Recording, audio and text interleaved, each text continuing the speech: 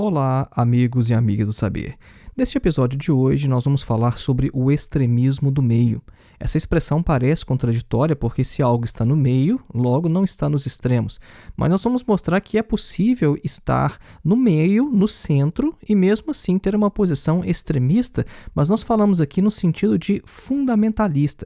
Então, o nosso episódio é sobre um fundamentalismo de centro. É aquele indivíduo que, do ponto de vista político, ele se situa no centro e não abre mão de forma alguma de estar justamente ali naquela posição.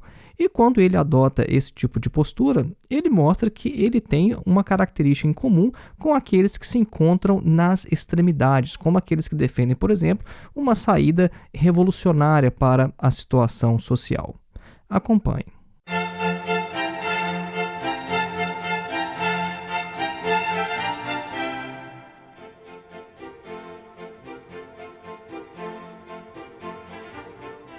Antes da gente iniciar, um breve recado. Faça sua inscrição em nosso curso de Introdução à Filosofia, dos Pré-Socráticos a Sartre. O nosso curso tem mais de 14 horas de duração, emite certificado de conclusão ao final e você pode fazer no seu ritmo, no seu tempo, do jeito que você quiser e puder, porque o acesso ao curso é vitalício.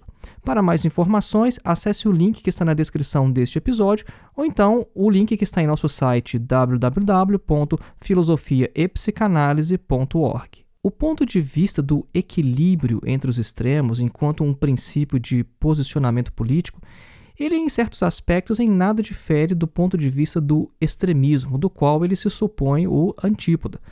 Um indivíduo, quando ele postula, assim, de maneira abstrata, um meio termo, como o único ponto de vista razoável e exclui de antemão a possibilidade de que em algum momento concreto a melhor resposta possa se encontrar fora do centro, essa teoria do equilíbrio, então, ela se torna dogmática, fanática e intolerante. A intenção do indivíduo de centro é superar o chamado extremismo. Mas a questão é que a superação do extremismo não se encontra neste tipo de equilíbrio, mas sim na abertura ao contingente e a possibilidade de adotar medidas que possam estar em qualquer frequência do espectro político. Ou seja, é apenas a análise concreta da situação concreta que pode decidir. Se o indivíduo, ele de antemão, ele postula o seguinte, olha, eu acho que só no centro é que a gente pode encontrar qualquer resposta para qualquer situação social.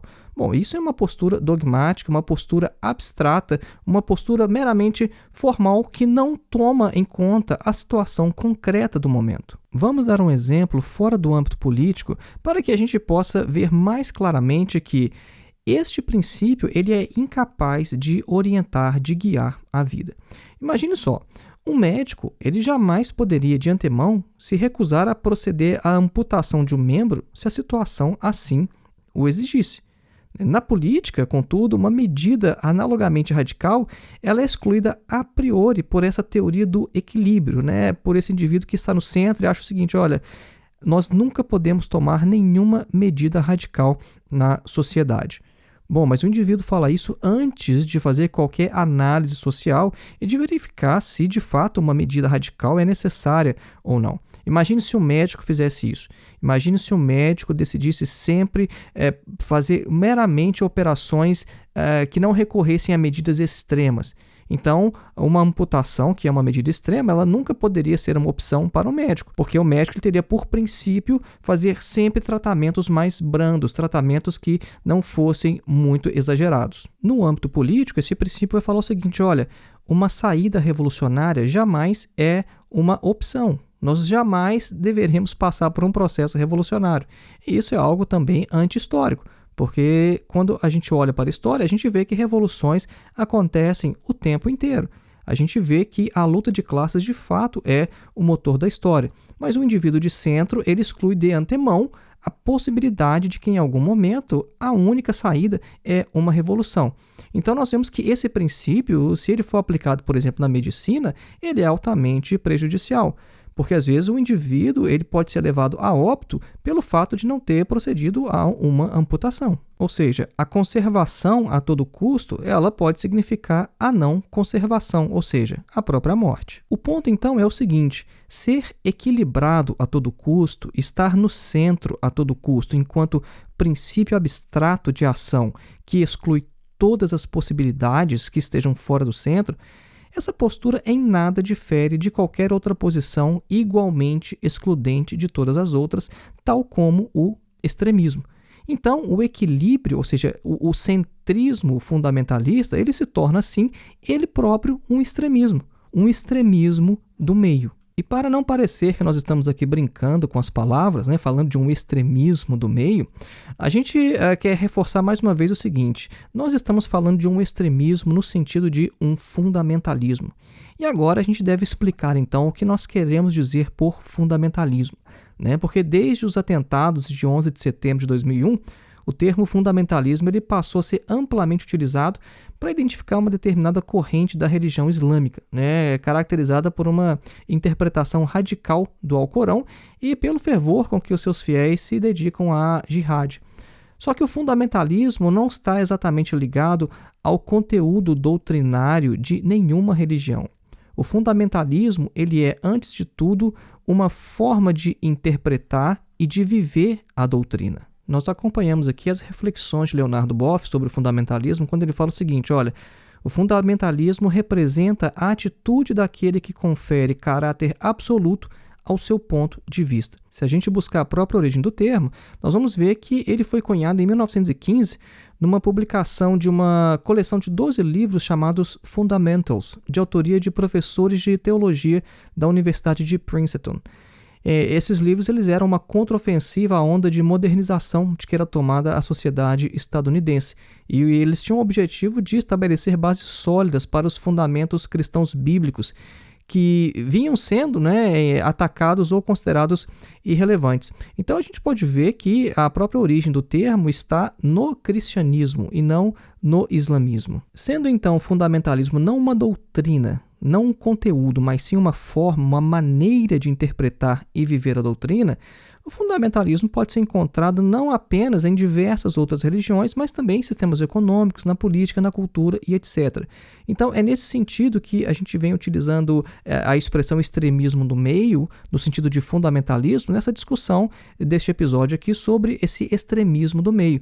Porque o centrista convicto, aquele que exclui de antemão uma saída revolucionária para qualquer situação social, ele é um fundamentalista, ou seja, ele considera que a verdade está no centro e que não há nenhuma verdade fora do centro. Sendo o fundamentalismo não um conteúdo doutrinário ou religioso, mas uma forma, uma maneira de se posicionar, a consequência disso é que aqueles que se sentem portadores de uma verdade absoluta, eles não podem tolerar outra verdade. E o seu destino é a intolerância.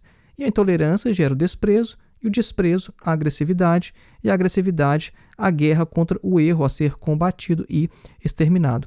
Então, nesse sentido, a gente percebe que o centrista, aquele centrista fundamentalista, que jamais abre a possibilidade de que uma revolução pode ser a saída, ele não é o oposto do extremista.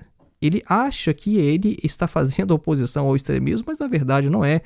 Fundamentalmente, eles têm a mesma postura, ou seja, a posse da verdade e a exclusão de todas as outras posições enquanto um erro. Uma posição política de fato equilibrada é uma posição que considera todas as possibilidades no espectro político, que considera que uma saída revolucionária ela pode sim ser uma opção em determinado momento, se a conjuntura assim o exigir. E, numa leitura marxista, nós percebemos que o capitalismo hoje não mais dá conta de satisfazer as necessidades humanas. É um sistema que continua a gerar riqueza e, ao mesmo tempo, que também continua a gerar pobreza. Em cada crise pela qual passa o mundo, a concentração de renda ela só aumenta, seja a crise iniciada em 2008, ou seja até mesmo a crise da pandemia, que conferiu lucros exorbitantes aos mais ricos do planeta. A discussão, então, é se a conjuntura ela admite uma outra saída que não revolucionária. E aí sim nós podemos fazer uma discussão. Aí sim estamos fazendo política, porque aí estamos conversando, estamos discutindo. Mas um indivíduo de centro que, numa situação dessa, simplesmente diz que uma revolução jamais é uma saída, esse indivíduo é um fundamentalista. Então foi esse aí o nosso episódio de hoje. E lembrando mais uma vez, faça sua inscrição em nosso curso de Introdução à Filosofia, dos Pré-Socráticos a Sartre. O nosso curso tem por objetivo colocar você em contato direto com alguns dos principais textos de toda a história da filosofia. O nosso objetivo é fazer com que você entenda Platão, Aristóteles, Marx, Hegel, Kant, Nietzsche e vários outros filósofos. Se você clicar no link que está na descrição deste episódio, você pode ver o conteúdo do curso, ver o que a gente aborda lá e pode também fazer a sua inscrição por um preço que é praticamente simbólico. Você vai investir nesse curso menos do que gastaria em um lanche no McDonald's, por exemplo. Um grande abraço e até o próximo episódio.